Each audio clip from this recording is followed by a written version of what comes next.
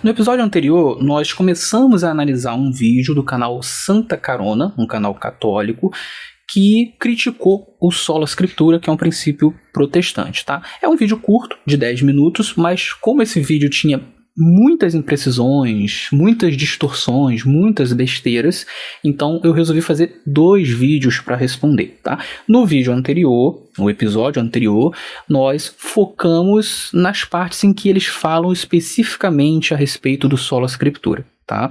E nesse episódio a gente vai focar nas partes em que eles falam sobre o magistério e a tradição no protestantismo, porque sim, eles chegam a falar sobre isso no vídeo sobre o sola scriptura. Embora o vídeo seja sobre o sola scriptura especificamente, eles tangenciam um pouco estes 2 assuntos também, a tradição e o magistério no protestantismo, tá? Então esse vai ser o assunto deste segundo episódio. Meu nome é Davi Caldas, você está no Intelectus Podcast, seu podcast de teologia e assuntos afins, e esse é mais um daqueles episódios extras em que a gente pega algum conteúdo da internet para analisar. Antes de continuar, eu gostaria de deixar um recadinho rápido, por favor, não pule esta parte do episódio. Na verdade, são 2 recados. O primeiro recado é o seguinte: se você está passando por algum problema emocional ou psicológico e precisa de ajuda profissional, eu recomendo o Igor Mateus. O Igor Mateus é um psicólogo parceiro do canal que eu tenho recomendado há algum tempo. Ele trabalha com a terapia cognitiva comportamental, ele trabalha muito baseado em evidências científicas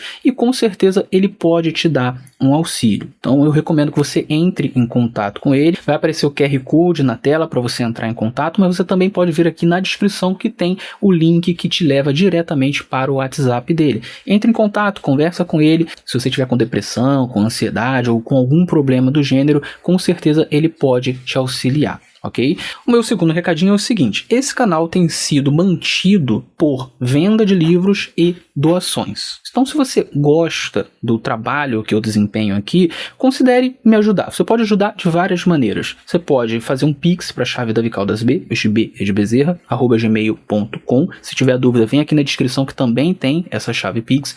Você pode se tornar um doador recorrente pelo Mercado Pago. Como é que você faz isso? Você vem aqui na descrição, clica no link do Mercado Pago e ali você pode colocar o valor que você quer e pode doar.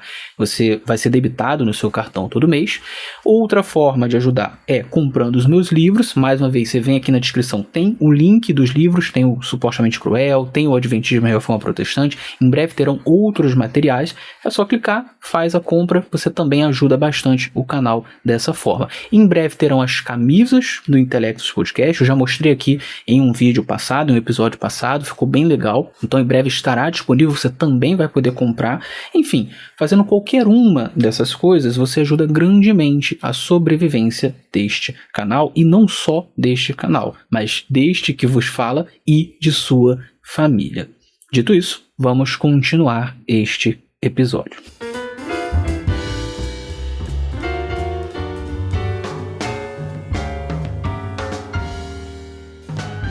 Muito bem, pessoal, sem muita enrolação, vocês já sabem, eu vou colocar aqui os trechos do vídeo para rolar e sempre que eu achar necessário eu pauso e faço as minhas análises, tá? Então, vamos lá, vamos ver o vídeo. Então, quando você ouve falar assim que nós não podemos colocar a fé em ninguém, em nenhuma pessoa, né? Só Cristo salva, que não sei o quê, alto lá, porque tem um malabarismo protestante nessa frase. O que Jesus está falando é: quem vos ouve, a mim ouve. Então o que Jesus está falando é: creiam neles. Acreditem nesses 12 e naqueles que eles deixaram.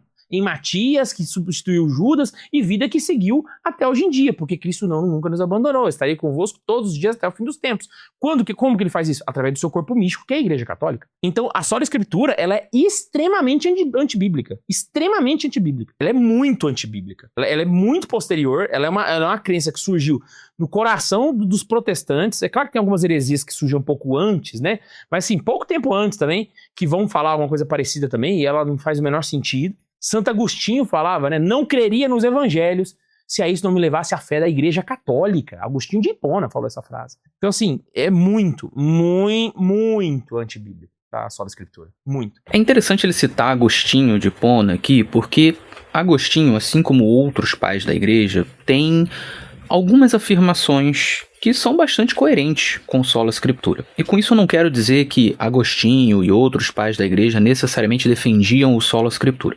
Na minha leitura, os pais da igreja, no geral, eles nem defendiam o sola scriptura, nem defendiam exatamente o tripé Bíblia, Magistério e Tradição como é defendido pela Igreja Católica Romana hoje. Tá?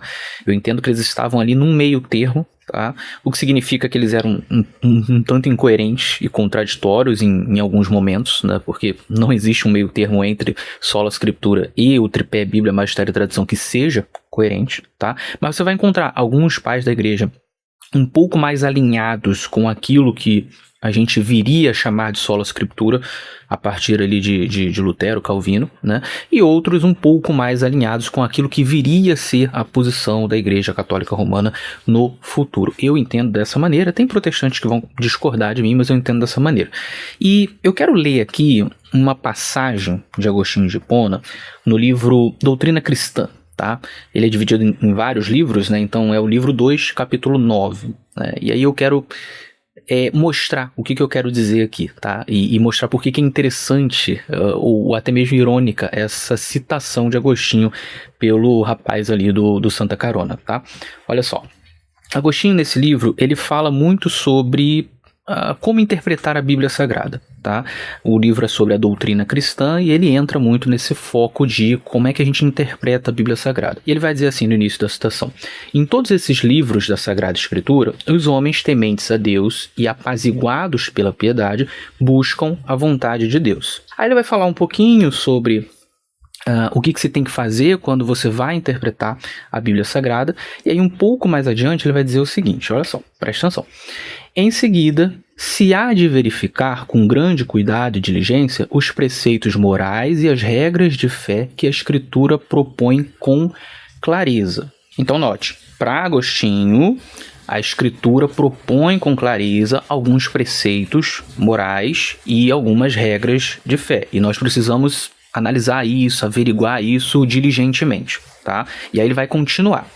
Encontram-se tão mais abundantemente, então do que ele está falando? Está falando desses preceitos morais e regras de fé. Encontram-se tão mais abundantemente quanto maior for a abertura do entendimento de quem busca. Então a pessoa que vai estudar a Bíblia, se ela tiver uma boa abertura de entendimento, ela encontra mais abundantemente esses preceitos morais e essas regras de fé, tá? E aí ele continua, é a mesma frase. Visto que nas passagens que a Escritura oferece com clareza, encontram-se todos os preceitos referentes à fé e aos costumes, à esperança e à caridade, sobre os quais tratamos no primeiro livro. Então veja, ele está dizendo aqui que a Escritura possui todos os preceitos referentes à fé e costumes. Costume aqui é prática, tá?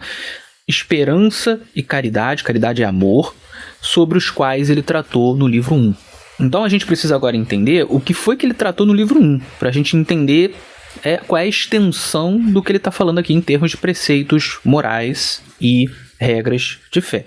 Vamos tratar isso? Eu separei aqui o que ele tratou no livro 1, tá? Então vamos ler aqui do que ele fala no livro 1 para a gente entender.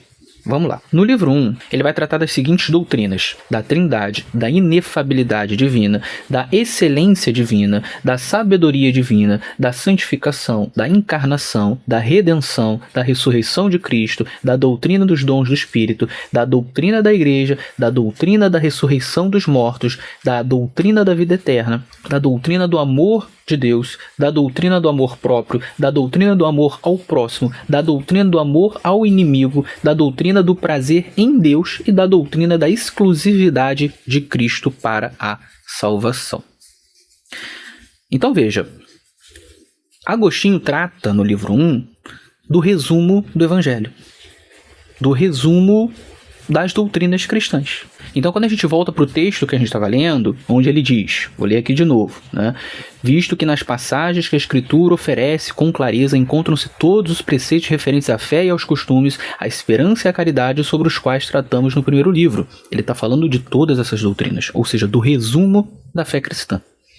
Então, o que ele está dizendo é que o resumo da fé e da prática cristã você encontra com clareza nas Escrituras Sagradas. Isso é exatamente o que a doutrina do sola escritura diz. Tudo que é necessário para a salvação, tudo que é necessário para a santificação, tudo que é fundamental em termos de fé e prática, você encontra na Bíblia Sagrada. E isso está baseado em vários textos, como, por exemplo, 2 Timóteo, capítulo 3, versos 14 a 17. Então, sim, você encontra na patrística vários textos como esse, que colocam a suficiência das Escrituras em algum sentido. Tá? Então você pode encontrar declarações de Agostinho, de outros pais da igreja, que já vão numa direção um pouco diferente? Sim, você encontra. Como eu falei, na minha visão, você tem vários pais da igreja que eles são um pouco incoerentes, um pouco contraditórios. Tá? Às vezes eles colocam uma espécie de suficiência das escrituras, centralidade das escrituras, acima até da tradição, do magistério. Às vezes eles já vão colocar tradição, magistério no mesmo patamar. Existe uma certa incoerência, que não é igual em todos. Alguns são mais alinhados com a suficiência das escrituras, outros são mais alinhados com uma espécie de tripé, Bíblia, magistério e tradição, mas existe, no geral, essa inconsistência, na minha visão, na minha leitura, tá? Mas você encontra textos como este, ok? Então eu acho curioso, né, você ter essa citação desse rapaz aí, como se você não tivesse dificuldades na patrística no que diz respeito à interpretação da própria patrística, já que você vai encontrar base na patrística para ter uma visão mais próxima do sola escritura, tá? Mas é interessante pontuar isso. Vamos continuar. Também existe tradição em magistério protestante, mesmo que eles não admitindo? Existe. Primeiro que o magistério protestante não é como o católico. O magistério protestante ele é pessoal. Então o que é o magistério protestante? É cada um interpretando como bem entender. E que você já sabe que não deu certo, né? Isso aí é um tiro no coração da unidade da igreja. Não existe unidade na igreja se cada um interpreta de um jeito. Ainda mais um texto tão rico como a Sagrada Escritura, né? Então é complicado. Não, magistério protestante não é pessoal. Magistério protestante não consiste em cada um interpretar da maneira como quer. Não, isso não é verdade, tá? Vamos lá, vamos entender. O magistério protestante, ou seja, os teólogos protestantes, os pastores protestantes, os mestres e doutores protestantes, aqueles que estão responsáveis na igreja por estudar com afinco e muitas vezes exclusivamente, com exclusividade, né, como um ofício, o texto bíblico, para ensinar para a igreja, essas pessoas, elas não o fazem com base nas suas próprias opiniões, ou pelo menos não devem fazer. O que o sola escritura ensina é que a interpretação do texto bíblico é algo objetivo. Você não faz com base na sua opinião. Você faz com base em regras lógicas de interpretação. Existem critérios objetivos, então você tem que conhecer bem essas regras, conhecer bem esses critérios, para aplicar esses critérios e então extrair o sentido do texto bíblico. Inclusive, os protestantes, os primeiros reformadores, eles eram muito críticos a alguns modelos de interpretação, como a alegorese, né? Aquele modelo em que você fica tentando achar alegoria em tudo quanto é canto da Bíblia e, na prática, muitas vezes o que o intérprete está fazendo é imputando as suas próprias ideias no texto bíblico. E a reforma era contra isso. Ela dizia, não, a gente precisa entender o que o texto bíblico está dizendo, extrair o sentido do texto e não imputar a nossa própria opinião no texto. A reforma protestante, ela enfatiza muito, por exemplo, o método gramático histórico, ou histórico gramatical de interpretação, onde você vai levar em conta o contexto histórico, o contexto temático, as línguas originais, né? Existe uma preocupação muito grande dos primeiros reformadores de ir ao texto original, ao hebraico, ao grego, ao aramaico, em vez de ficar baseando interpretações em traduções, como por exemplo a Vulgata, que era a tradução mais importante, antiga e que era muito utilizada. Então, não é uma questão de você interpreta da maneira como você quiser. Não é isso. Você precisa aplicar as regras lógicas de interpretação.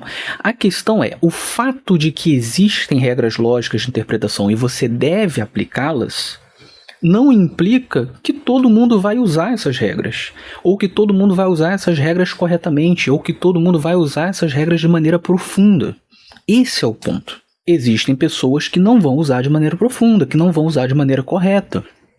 Entende? Existem pessoas que não são tão bem instruídas. E é por isso que você vai ter diferenças de interpretação. Agora, isso é um problema uma culpa do princípio do sola scriptura ou da falibilidade dos intérpretes, da falibilidade humana?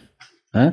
Então veja, se eu não aplico corretamente os princípios de interpretação, a culpa é dos princípios de interpretação ou a culpa é minha? É óbvio que a culpa é minha, percebe?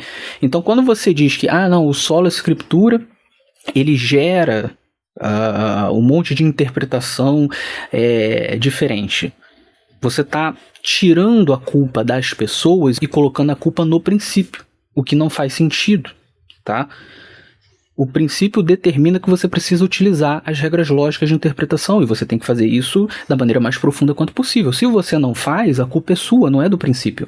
Da mesma forma, você tem o princípio do livre-arbítrio, né? Se você usa o livre-arbítrio para pecar, para matar uma pessoa, por exemplo, a culpa não é do livre-arbítrio.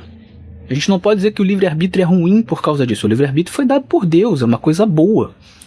A culpa é sua, porque você utilizou mal o livre-arbítrio. Então sim, as pessoas podem utilizar mal as regras lógicas de interpretação ou não utilizá-las. E isso vai fazer com que haja interpretações erradas. Isso é culpa do sola scriptura? Não, isso é culpa das pessoas. E veja, essa questão da interpretação errada das escrituras não é uma coisa que acontece só com os protestantes, só com igrejas que defendem o sola scriptura. Isso sempre aconteceu. Desde o primeiro século você tem gente interpretando errado. Você tem gente com ideias erradas no meio da fé cristã, né? Lá na era dos apóstolos você tinha em Corinto gente que não acreditava que Jesus ressuscitou, que não acreditava que ia haver ressurreição do corpo. Você tinha gente que dizia que Jesus não veio em carne. Isso na era apostólica, né? Mas esses são hereges, Davi. Beleza, mas você tem pessoas dentro do que a gente poderia chamar de ortodoxia cristã, né? Que são as principais doutrinas cristãs, que discordaram no início da igreja e nem defendiam o sola scriptura, né? Vamos pegar, por exemplo, as igrejas ortodoxas orientais, né? Que lá no concílio de Éfeso, lá no concílio de Calcedônia, em 431, em 451, discordaram entre si e acabaram rompendo entre si, inclusive romperam com Roma também, né? E até hoje são igrejas diferentes. Você tem a igreja ortodoxa copta, a igreja ortodoxa etíope, a igreja ortodoxa armênia, a igreja ortodoxa siríaca, a igreja assíria do Oriente. Todas essas igrejas são distintas entre si e distintas da igreja romana, e não estão em comunhão. E essas igrejas, nenhuma delas defende o sola scriptura, mas discordaram em termos de interpretação. Interpretação da patrística, interpretação da tradição, interpretação de um monte de coisa. Então, discordâncias de interpretação sempre vão existir. E elas existem porque as pessoas não vão utilizar as regras lógicas de interpretação da mesma maneira. Ponto. Não é culpa do sola scriptura. Ok? É culpa da falibilidade humana. Sempre vai existir, né? Depois, eu falei dessas ortodoxas orientais, depois você vai ter o rompimento entre a igreja ortodoxa bizantina e a igreja de Roma. Nenhuma delas defende o sola scriptura, mas discordaram entre si em interpretações. Isso acontece. Sempre vai acontecer, certo? Então a gente não pode culpar o princípio pelos erros das pessoas, pelas limitações do ser humano. Isso não faz sentido. Mas vamos continuar. E detalhe, tá? Os protestantes, eles possuem um magistério. Por quê? Porque, de certa forma, eles creem naquelas pessoas que eles querem acreditar. Então, quando eles citam o Billy Graham, quando eles citam outros autores e teólogos protestantes para fundamentar uma interpretação da Escritura, eles estão fakeando um magistério para eles. Só que um magistério que não foi dado por nosso Senhor Jesus Cristo. Eles tentam inventar isso à torta e à direita, né? Tipo assim, não é assim não, porque é fulano de tal. Aqui tem dois pontos importantes. Primeiro, a igreja protestante nunca foi contra o magistério, tá? A igreja protestante é a favor do magistério. A igreja protestante ela só é contra a ideia de um magistério que seja infalível e que esteja no mesmo patamar da Bíblia Sagrada. Isso a gente é contra. Mas tem que haver um magistério, ou seja, um grupo de pessoas na igreja que se dedica mais exclusivamente ao estudo das escrituras, ao ensino das escrituras, mestres, doutores, pessoas mais instruídas. Tem que ter isso? Tem que ter. Tem que ter pastores? Tem que ter. A gente não é contra magistério. Então, sim, as igrejas protestantes têm magistério. Ponto. Esse não é o problema, tá? E em relação a citar nomes, né, ele coloca assim, os protestantes citam teólogos que eles querem para fundamentar as suas interpretações. Não. Protestantes não citam teólogos para fundamentar as suas interpretações. O fundamento é sempre a Bíblia Sagrada. Os protestantes citam teólogos que explicam bem determinadas questões da Bíblia Sagrada, ou que possuem uma interpretação que é coerente com a Bíblia Sagrada. Então eles não são fundamentos, eles apenas estão expondo de uma maneira que o protestante entende que é correto. E por isso eles citam.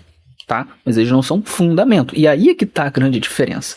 Porque o católico ele pode fazer do teólogo de sua igreja um fundamento.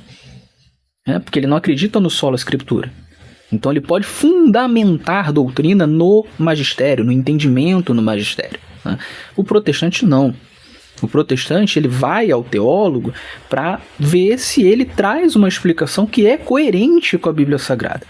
Ele não é o fundamento. Por quê? Porque o magistério não é infalível. O magistério pode acertar, né? Mas ele também pode errar. E é por isso que ele não é fundamento. Né? Esse é o ponto importante, tá bom?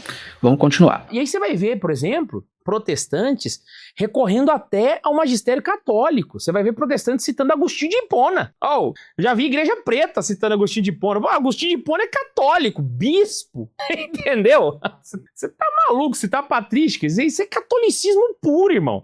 Saca? Então, assim, se você quer deixar de ser protestante, mergulhe na patrística. Afunde na patrística. Você vai ver que a igreja primitiva sempre foi católica. Vamos lá, alguns pontos aqui. Primeiro, não tem nenhum problema você citar Agostinho de Hipona ou qualquer teólogo supostamente católico. Eu já vou explicar isso supostamente. Mas não tem nenhum problema, porque veja, você tem católicos que vão falar muitas verdades que os protestantes concordam. Então, por que eu não poderia citar? A questão eu não estou citando porque ele é uma fonte de autoridade final. Eu cito Agostinho aqui porque ele é uma fonte de autoridade final. Não, ele não é fundamento de doutrina, ele não é fonte de autoridade final. Eu posso citar Agostinho porque ele falou alguma coisa que é condizente com a Bíblia Sagrada, ponto. Então, nesse sentido, pode-se citar qualquer um. Se eu quiser citar o Papa, se eu quiser citar o Joseph Ratzinger, que foi o Bento XVI, eu posso citar desde que ele esteja escrevendo alguma coisa ou falando alguma coisa ali que é condizente com a Bíblia Sagrada. Não há nenhum problema nisso. Esse é o primeiro ponto. Segundo ponto, dentro da ótica protestante, a igreja antiga, ela não era a igreja católica romana, tá? Eu sei que os católicos romanos discordam disso, acham essa interpretação um absurdo, mas essa é a interpretação da história que os protestantes fazem. Nos primeiros séculos você não tinha igreja católica romana, pelo menos não como ela viria a ser no futuro. O que você tinha eram várias igrejas diferentes que tinham uma grande autonomia entre si. Algumas dessas igrejas eram mais importantes, Roma era uma delas, né? Mas você tinha também Constantinopla, você tinha Jerusalém, Antioquia, Alexandria, enfim, você tinha algumas igrejas mais importantes. E Roma foi ganhando maior importância ao longo do tempo. Dentre outras razões, porque era o centro político do Império, o Império Romano. Então, a Igreja Católica Romana, ou seja, com Roma acima de todas as igrejas, com o bispo de Roma acima de todos os bispos, é uma construção gradual. Essa é a interpretação histórica que os protestantes fazem. Tá? Então, não é certo você dizer que a Igreja Católica Romana já existia no segundo século, no terceiro século, no quarto século. Não. Ela estava em formação. Você só consegue falar em Igreja Católica Romana mais ou menos como ela viria a se tornar, né, posteriormente, depois do quinto século. Tá? Quinto, sexto século, que ela começa a ganhar as características mais universais de igreja sobre todas as igrejas, com um bispo sobre todos os bispos, etc. e tal. Essa é a leitura. Você pode discordar, tudo bem, eu sei que os católicos discordam, mas você precisa entender que essa é a mentalidade protestante. Ou seja, quando você cita pais da igreja do segundo século, terceiro século, quarto século, quinto século, como protestante, você não entende que está citando teólogos católicos romanos. Você está citando teólogos cristãos, que poderiam ter tendências para o que viria a ser a Igreja Católica Romana no futuro. mas que não eram necessariamente católicos romanos no sentido de como seriam os católicos romanos do 6º, 7º, 8º século em diante, ok? Esse é um ponto importante de se ter em mente. Outro ponto importante, a Reforma Protestante, ela se inicia com a Reforma Magisterial, que é composta por luteranos, anglicanos e reformados, os calvinistas, tá? E a Reforma Magisterial, diferentemente da radical, ela é mais contínua, ela defende uma continuidade maior com a história da igreja. Então, sim, eles citavam muito a patrística, eles valorizavam muito a patrística e a tradição da igreja. A visão luterana, anglicana, reformada, é de que a história da igreja, mais ou menos até o 10º século, era uma história em que a igreja era razoavelmente pura. Você começa a ter problemas ali do 10º século em diante, certo? Então, existia um esforço dos luteranos, dos anglicanos, dos reformados, em retornar não só a Bíblia, mas a patrística, que eles entendiam que, em termos gerais, eram coerentes com a Bíblia Sagrada. Então, sim, há muita citação patrística, há muita valorização da patrística pelos primeiros protestantes. Tá? Então não é um absurdo você ver protestantes citando a patrística. Talvez seja estranho você ver uma igreja da parede preta fazendo isso, tá? Porque aí já é uma igreja moderna, que tem outros paradigmas, enfim. Mas não é estranho os primeiros protestantes fazerem isso. Mesmo a reforma radical, que é a reforma dos anabatistas, que ela é um pouco mais descontínua, ela vai entender que a corrupção da igreja ela se inicia mais cedo na igreja, ali depois do 4º, 5º século, né? Alguns até pensam em anteriormente, né? Já no 2º século você já tinha algumas corrupções, etc. Né? Mas mesmo a reforma radical, ela pode concordar com muito do que pais da igreja falaram, desde que esteja de acordo com a Bíblia Sagrada. Então a reforma radical ela pode ser mais cética em relação aos pais da igreja, e de fato é, né? Eu sou da reforma radical, mas não tem problema você concordar com aquilo que é bíblico. Eu tenho muitas concordâncias com muita coisa que os pais da igreja falaram, tá? E só para terminar, não, você estudar pais da igreja não vai fazer necessariamente com que você seja um católico romano, tá? Porque existem interpretações diferentes. Mais uma vez, o modo como se interpreta a história, como se interpreta a tradição e como se interpreta a Bíblia varia de grupo para grupo, tá? Então não é porque o protestante está lendo a patrística que ele vai concordar com a interpretação católica romana da patrística, ok? E aí, para saber quem é que está certo e quem é que está errado, tem que estudar, né? Para analisar as evidências e ver quem é que está certo e quem é que está errado, que é assim que a gente faz com tudo na vida. A gente estuda, analisa as evidências e vê quem é que está certo e quem é que está errado, tá? Então, o que ele falou aqui também não faz muito sentido. E existe tradição protestante? Pô, existe. Claro que existe. Quer que eu te provo? Vira para um protestante e fala assim: você crê na sola escritura? Creio. Quem te falou? Porque não foi Jesus que inventou essa doutrina. Existiu no século XV, né? Então, se ela surgiu ali na modernidade e hoje em 2026 tem pessoas que acreditam nisso, então ela foi transmitida de pessoa para pessoa. Houve uma traditio. Que detalhe! Eles criticam tanto a tradição católica falando que ela é antibíblica. Puxa, a sola escritura é uma tradição e ela de fato é antibíblica, porque ela não está na Bíblia.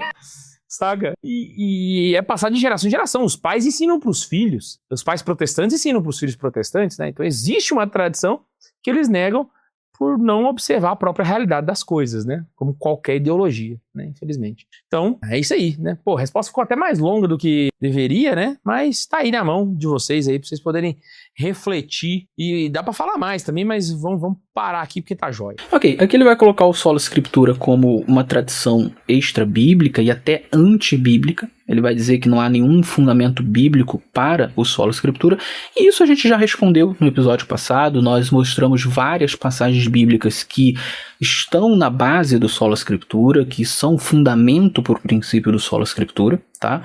Embora eu tenha pincelado bastante o que a gente falou, eu não fui super profundo, mas eu mostrei que de fato essas passagens elas apontam para o princípio do Sola Escritura. Então não vou me repetir aqui, mas eu gostaria de falar um pouquinho sobre a base lógica do Sola Escritura, porque sim, existe uma base lógica, não é apenas a base bíblica, tá? E isso é uma discussão interessante de acontecer. Vamos lá. Durante muitos e muitos séculos não havia escrita nesse mundo.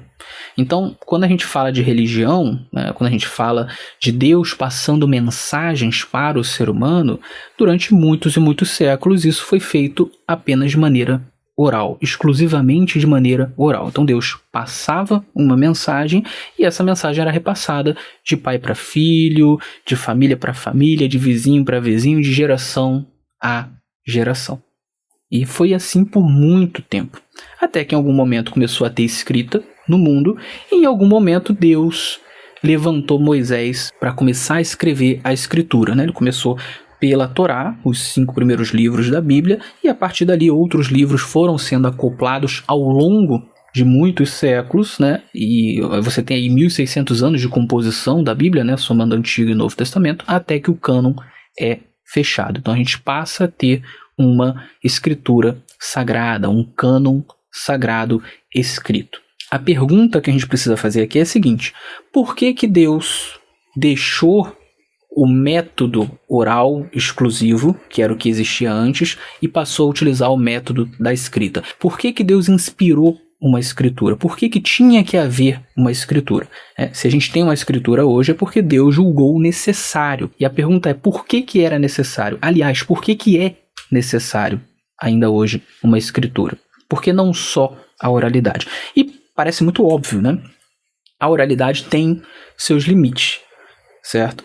Ela funciona bem enquanto os emissores originais da mensagem, eles ainda estão vivos, eles ainda estão perto, porque aí você sempre pode checar se a mensagem não foi distorcida, se ela continua íntegra, etc, etc, etc. Né? Inclusive você pode ir no próprio emissor para saber se ela está sendo bem interpretada, isso, ok? Agora, na medida em que a mensagem ela vai para muito longe do emissor em termos espaciais, e na medida em que os emissores eles vão morrendo, aí fica mais difícil de você garantir a integridade da mensagem. Fica mais difícil de você saber se houve alguma distorção, alguma adulteração, se a mensagem foi diminuída ou aumentada, fica mais difícil. Ela pode até não passar por nenhuma adulteração, mas não tem como você comprovar, certo? Então, por conta desse tipo de problema, é óbvio que a escrita ela é muito mais eficaz nesse sentido, né? Existe um ditado latino que eu gosto de usar quando eu falo sobre esse assunto, que é verba volante, scripta manente, que significa as palavras orais, né, no caso, elas voam, a escrita, as palavras escritas permanecem, certo? E é exatamente isso. Óbvio, a escrita tem seus problemas, seus desafios, suas limitações também, mas ela é muito mais eficaz que a oralidade para, por exemplo, preservar histórias, preservar doutrinas, preservar coisas fundamentais. Ok? Então, por que que Deus inspira uma escritura? Porque ele precisava preservar informações fundamentais. E não era suficiente a oralidade para isso. A oralidade já não estava mais sendo suficiente para este fim, para esta função. Ok? Eu acho que isso é bem racional, acho que todo mundo entende isso, né? E é aqui que entra a questão do sola scriptura. Porque, veja, se a gente conclui que a oralidade, com o passar do tempo e com a expansão territorial, ela não é mais útil, ela não é mais eficaz, ela não é mais suficiente para preservar as verdades fundamentais de Deus, e que, portanto, tem que haver uma escritura, então é óbvio que, a partir do momento em que a escritura surge, ela vai passar a ter o papel de único fundamento de doutrina. É ela que vai preservar as doutrinas fundamentais. Esse vai ser o papel dela, vai ser a função dela, e não mais da oralidade. Aqui está o sola scriptura, tá? Então, o próprio fato de existir uma escritura, de ser necessário existir uma escritura, já implica o sola scriptura, a ideia de escritura como fundamento de doutrina. É importante, inclusive, deixar claro que se a oralidade fosse suficiente para esse fim, ou se o magistério fosse suficiente para este fim, de preservar as verdades fundamentais, as doutrinas, então não precisaria haver escritura. Poderia continuar havendo só oralidade, seria suficiente, ou ainda poderia haver só magistério. Você tem muitas religiões que têm apenas o cacique, o xamã, enfim, você tem ali um magistério, né? E você não tem uma escritura. Então, como é que você sabe o que tem que fazer e o que não tem que fazer? Você confia no magistério, ponto. Né? Então, se o magistério fosse suficiente, nem escritura seria necessário. Mas não é o caso. Okay? Então, isso mostra que a tradição não é suficiente, que o magistério não é suficiente e que por isso existe uma escritura. Logo, a escritura está acima da tradição e acima do magistério. Além desse raciocínio que eu fiz aqui, existem outros raciocínios lógicos que fundamentam aspectos do sola scriptura. Mas para esse episódio não ficar muito grande, eu vou fechar por aqui mesmo, tá? Então a conclusão a qual eu chego nesse segundo episódio em resposta ao Santa Carona é que o sola scriptura é sim bíblico e não só isso. O sola scriptura está muito bem pautado em raciocínios lógicos, em raciocínios racionais, ok? Então, defender o sola scriptura não é uma maluquice, não é uma bizarrice, existe um fundamento muito sólido para defender o princípio do sola scriptura, é um princípio racional. E, portanto, não, o sola scriptura não é uma tradição extra-bíblica e muito menos uma tradição antibíblica. A gente pode dizer que é uma tradição escriturística, né?